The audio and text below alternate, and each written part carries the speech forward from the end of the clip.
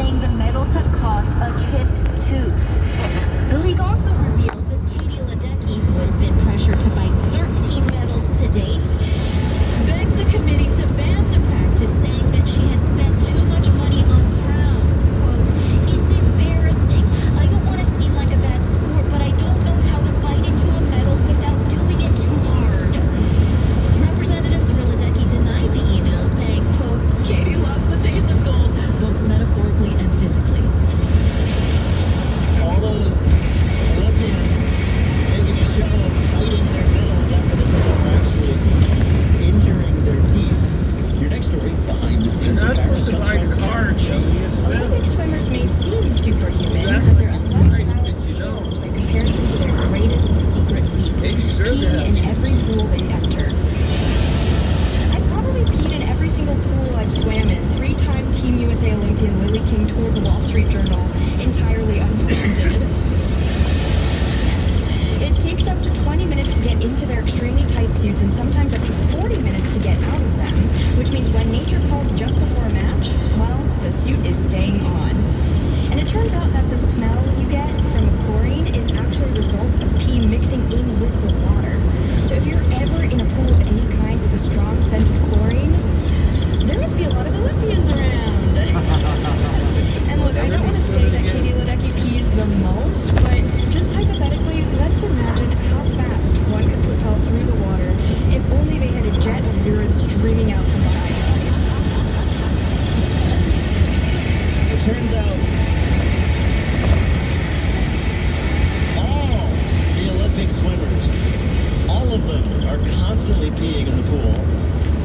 Your last story about Competition Confidential comes from Tom Papa. In the bustling Olympic village in Paris, France, athletes from around the world were gearing up for their chance of medal glory. Among them were Carl Norsen, a young German kayaker who had a secret weapon for success, Wiener Schnitzel. His grandmother sent him a daily package of the secret schnitzel. But it horrible food. Word and the sweet schnitzel aroma soon got out, and Norsen started taking orders. Olga Petrov, an Australian weightlifter, was skeptical at first, but after one bite, she declared it was better than borscht. Even the American basketball team started lining up for a taste. Dave Heights, a backup point guard, stated, "I'm not sure if it makes me shoot better, but anything that puts a little extra schnitzel in our wieners can't be all bad." So, this week, a secret of the Olympics was exposed. Was it from Negin Farsad biting the medals like all the athletes do is really bad for their teeth? From Karen G, all of those amazing swimmers pee in the pool. Or from Tom Papa, the athletes are all getting their strength from a secret schnitzel. Which of these is the true Olympic secret finally revealed? It's got to be A. Just for being relatable, I'm going to pick number 2 about peeing in the pool. You are choosing Karen's story of the swimmers all peeing in the pool. Well, we were lucky enough to speak to the reporter who exposed this secret. At big meets like the Olympics, that is one of those rare circumstances where pretty much everyone is probably going to pee in the pool. Right, that was Lane Higgins, a sports reporter at the Wall Street Journal, talking about who is putting all the pee in Olympics. Congratulations, you got it right. Karen was telling the truth. She wins a point just for doing that. More importantly, you win our gold medal. When I was going to Boy Scout camp for a couple of years, they had a pool there for the merit badges and stuff like that, and just for free time. And it said, "Welcome to our OOL, O-O-L." And then below it says, "Notice there's no pee in the pool. Let's keep it that way." Or no pee in pool. Let's keep it that way. Because it said, "Welcome to our OOL."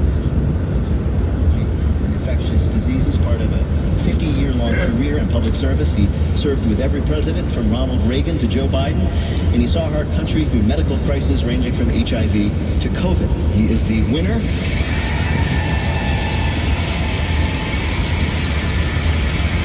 He is is a recipient of the Presidential Medal of Freedom, among many other honors. Basically, he's the Simone Biles of diseases. Dr. Fauci, welcome to Wait, Wait, Don't Tell Me. Thank you.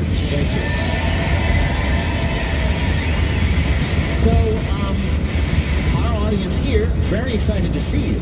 He's been all over that line. And one of the things I was Well, I just fascinated saw to the learn about oncoming. you I didn't is want to be even too when you close. were working at the height of government, public health response, you were always seeing patients, right? Right. And did the patients you saw get as excited to see you as these people? No. No.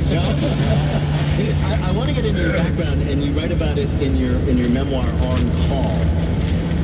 And one of the amazing things I learned from this is that you described your true ambition back when you were growing up in Bensonhurst, Brooklyn, which was to be a basketball star.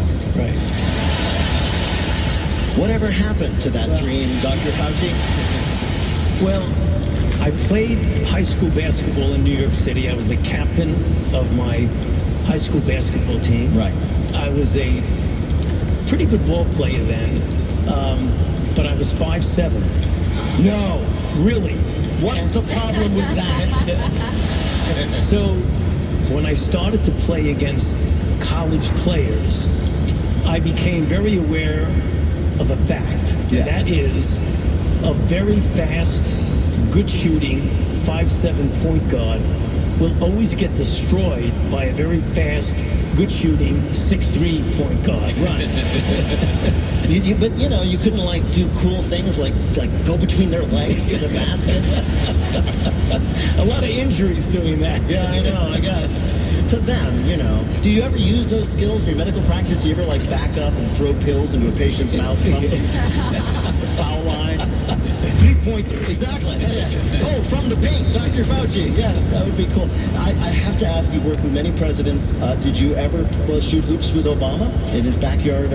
No, I did not. I actually was mischievously, after I served under him, challenged him and did some trash talking with him about playing basketball and really showing him up, because I know I would never get the chance to play against him. I think everyone listening who knows your public persona as a caring, a calm, and always reasonable man would like to hear a sample of your trash talk. So, there you are. With the President of the United States. Yeah. You're just, you're in a little informal moment. You're not talking, you're between pandemics, right? Yeah. So there's nothing tense going on. And you let him know that you're a baller. How? Yeah, You can take he's like, well, you're a tall dude, Barack, but I can dribble around you anytime. Oh, wow. and what did he say? He said, just try it. Yeah. Dr. Fauci, when you, hello. Hi. Thank you for everything that you did, especially teaching us how to wash our hands during the trouble. Now that we're out of the woods on all of that, have you amended the washing your hands technique? Can I go shorter? Is there any benefit to just turning it on, wetting my fingertips, and walking out? There is some, but not as much as the 27-year-old. It was 20. It was 20. You weren't listening. I wanted to ask you about something else before we play our game with you. Did you know that in 1991, the Washington hostess Sally Quinn wrote a steamy romance novel with a sexy hero she says was based on you? I do know that. You do know that. Have you read the book? No. Well, that seems a shame. Would you like to hear some excerpts? Because I've got them. We read it, and we thought, just the highlights. These are all about, quote, Dr. Michael Lanzer, a leading government doctor working on the AIDS crisis. Quote, he was even better looking up close. He had remarkable blue eyes, a square jaw, and high cheekbones. His voice was low, melodious, sexy, almost hypnotic. Sound about right?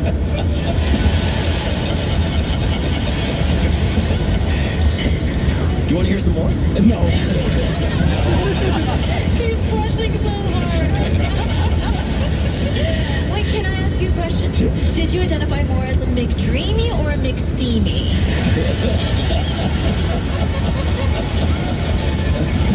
Well, kind of like washing your hands in between. You know how Neil deGrasse Tyson is always ruining movies with like his astronomy? Do you ever like watch medical shows and go, no, that's ridiculous. No, absolutely not. I'm going to write a letter. Yeah, no, I don't write a letter, but I often look at that and just scratch my head and say, what are they talking about? Well, Dr. Anthony Fauci, it is an absolute honor to talk to you, but we have invited you here to play a game that this time we're calling... Here's a virus even you can't cure. So you're the nation's leading expert on human pathogen viruses, so we thought we'd ask you about computer viruses. Answer 2 out of 3 correctly, you'll win a prize for one of our listeners. Choki, who is Tony Fauci playing for? Bob Cannon of Washington, D.C. Are you ready for this? Ready. All right, here's your first question. The first major computer virus called Brain wrecked computers all over the world in 1986. It was relatively easy, though, to find out who was responsible. Why? A, it was named after its creator, programmer Richard Brain. B, the authors included their name and phone numbers in the computer code with a note saying, hey, call us, we'll fix it. Or C, the guy who did it called up the companies that were affected and said, oh, just wondering if anything went wrong with your computers today. 3. You're going to go for C. C. The guy just called up, said, anything go wrong with you? No, it was actually B. They put their own name and number in the code. I don't know if it was like a protection racket, but they ended up getting a lot of calls. All right. Here's your next question. One of the most destructive viruses was launched in May of 2000. It got millions of users worldwide, including members of the British Parliament, to open a malicious file that paralyzed their systems. And it convinced them to open it just by pretending to be what? A, an offer for free curly fries. B, a love letter just for them. Or C, a chance to see a nude picture of Alan Greenspan. B. Yes, Dr. Fauci. It was a love letter. It was called the Love Bug virus. And it featured a file with the title, Love Letter for You. All right, it all comes down to this. Here's your last question. Even Barbie has had to deal with computer viruses. That happens in the official Barbie book, Barbie, I Can Be a Computer Engineer. So in that book, how does computer engineer Barbie solve the virus problem? A, by shrinking herself to a tiny size and entering the computer to cheer up the virus. B, by employing her PhD in computer science with a specialty in large systems analysis. Or C, by asking 2 boys for help. Probably C. Or all 3. I didn't write the book, people. Just asking Dr. Fauci what he thinks. Well, I can't say C because I'll get booed, but why do we say B? There, unlike you, are not a cynic. Right. That may be your problem. You see the best in people and in the Mattel Corporation. But these people, perhaps more realistic, feel that it could be C. So what's your final answer, Dr. Fauci? No. B.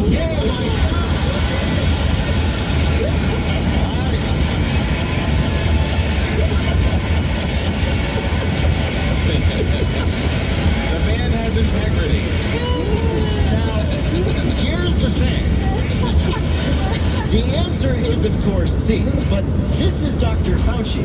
What this means is that just in a matter of time, 2 years, 5, we're going to discover that the real answer was B. And he was right all along.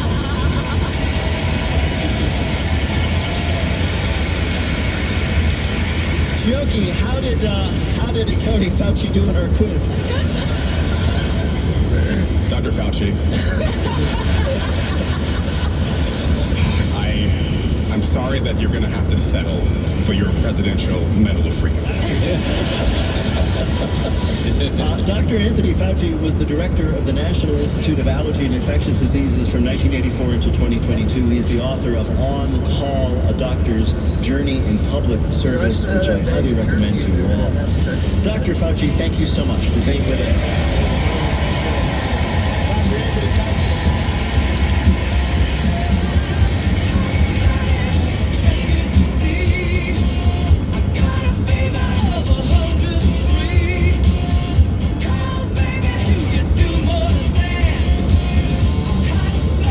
In just a minute, we tell you the key to learning a new language in our Listener Limerick Challenge. Call 1-888-WAIT-WAIT to join us on the air. We'll be back in a minute with more Wait, Wait, Don't Tell Me from NPR. This is Eric Glass. In This American Life, we specialize in compelling stories from everyday life. I was like, wow, literally just died and came back, and the first thing you asked is, Real life stories, really good ones, every week. This American Life. Saturday morning at 11 and again Sunday evening at 9. KRCC and CPR News. In the beginning, Colorado's state flag was like so many others, a display of the state seal, which in Colorado's case includes an all-seeing eye, a Roman axe, a shield with mountains and mining tools, and the state motto in Latin. That changed a century ago, thanks in part to a Daughters of the American Revolution contingent who didn't know the state had a flag, and a radically different design for one from Andrew Carlisle Carson.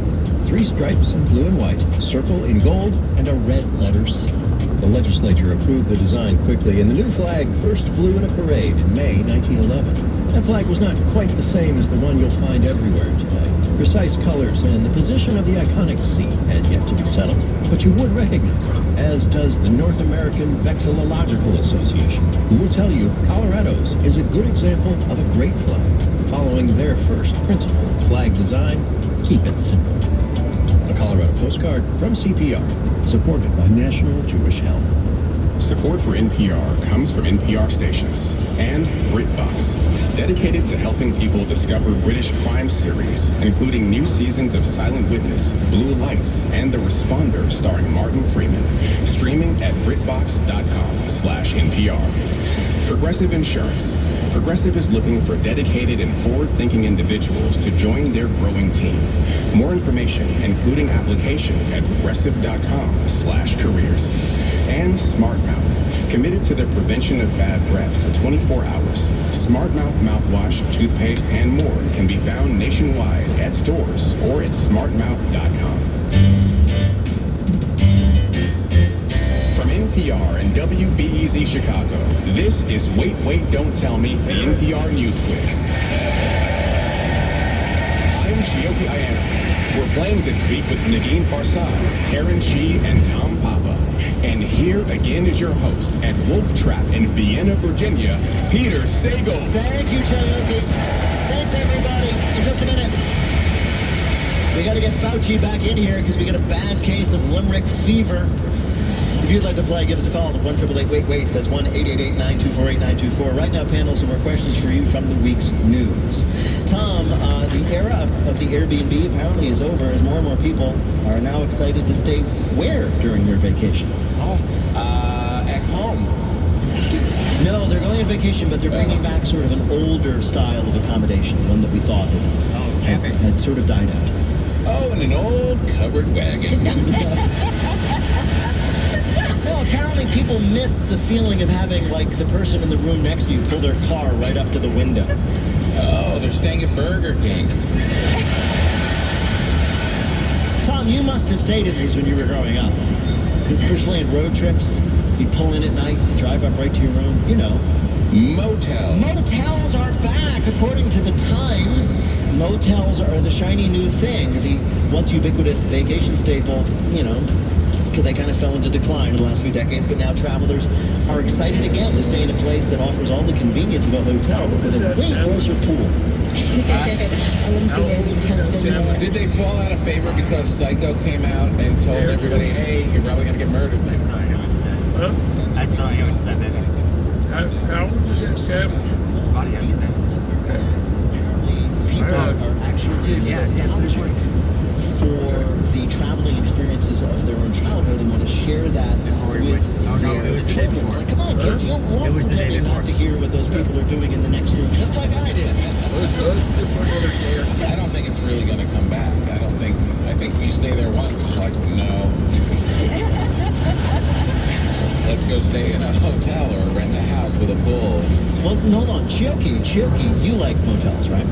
I think that they're great because since the door is right in the parking lot, you can pull your motorcycle into the motel. So you ride you're a big motorcycle. Chioki is a big motorcyclist. So you will ride your motorcycle up to the motel. You open the room. You'll drive or push the motorcycle into the room and close the door. It's the most peaceful sleep you can get because you don't worry about thieves. Right. What do you worry? But do you worry about the paparazzi who've taken photos of you sneaking into a motel room with a Honda to which you are not married? I don't even know that bike. Yeah, you park your motorcycle in it is why we're not going to go there. Yeah. It is going to be in one room we see Chioki with a very cool motorcycle going, and the next room JD Vance with another couch. Karen, we all know the Declaration of Independence was signed by a bunch of our founding fathers, but this week we learned the Declaration of Independence also had the name of a what on it? Oh, Nicolas Cage. How weird! It was all true. I got it. It was a documentary. Yes, I've seen it so many times. I'm so excited to be in DC. You know what they say, behind every successful man is a woman. Yes, we had a founding mother. Oh, a mommy. Yeah, founding mommy. No, you shouldn't say that. All right. It turns out that there are copies of the Declaration of Independence, in fact, the first ones that were printed with all of the names of the signers on it, that have the name of a woman. Mary Catherine Goddard was her name. Oh. Yeah. She was the printer. She put it on the bottom of the document, right? It wasn't bring your daughter to work day, you sexist pig. Can you imagine being like, if she was the only woman in the room? It's like Mad Men, except these guys just founded a country. And they're, sweetie, fetch me a drink. That's so wild. That must have been such a wild experience to put your name on a document that refers to all women as men. You know, like, Totally. That must have been such a trip. And maybe she was sort of like hundreds of years down the line. And she was probably like the one in the room that's like, guys, I have a really great idea. It's called freedom of speech. And then and then 5 minutes later, Hamilton was like, guys, I have a great idea. It's called freedom of speech.